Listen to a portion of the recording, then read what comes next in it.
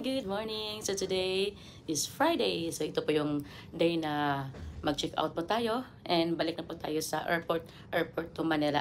So how's your experience, Han? Very happy.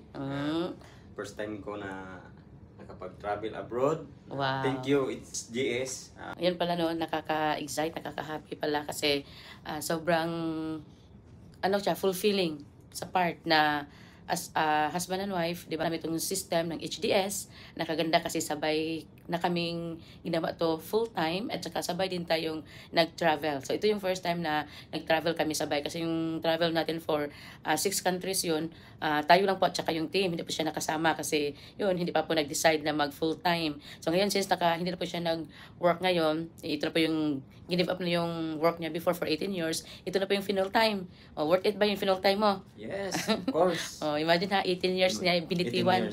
Binitiwan yung trabaho. Dito ako ng full-time. Full-time. Kaya ako ngayon nakapag-travel yes, na. deserve mo, di ba?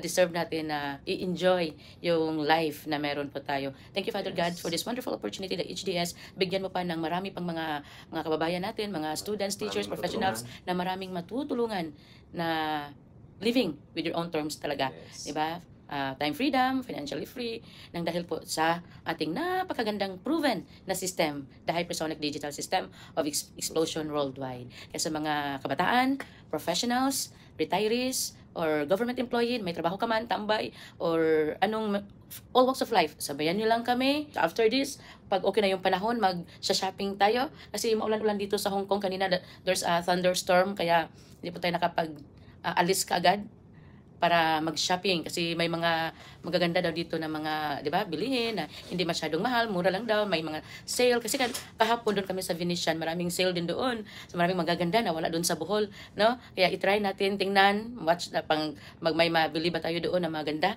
Ito pala nabili namin to sa mga souvenir shop nila dito, t-shirt, nakabili kami ng 2 t-shirt, na couple shirt, mga pasalubong po para sa family. So nakabili tayo ng mga natikman natin yung kanilang egg tart, 'di ba, no? Masarap yung egg tart nila. Egg tart, yung mga chocolates, ang dami pong mga masasarap na pagkain. Tinikman talaga natin. Yan yung pinaka natin pag nag-travel tayo. Iba-iba yung matikman natin ng mga foods dito sa iba't ibang country. Dito sa Hong Kong, yung best na tikman ko yung egg tart nila.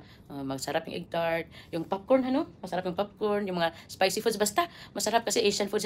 As at yung rice nila, masarap. Yan. So, yan lang po. And be part dito po sa ating HDSN. Ano mo sabi mo dyan? Kaya, congratulations everyone. And abangan yung next travel po natin, EW Lifestyle. Bye-bye. Thank you, Hong Kong, for the wonderful experience. Bye. Salamat.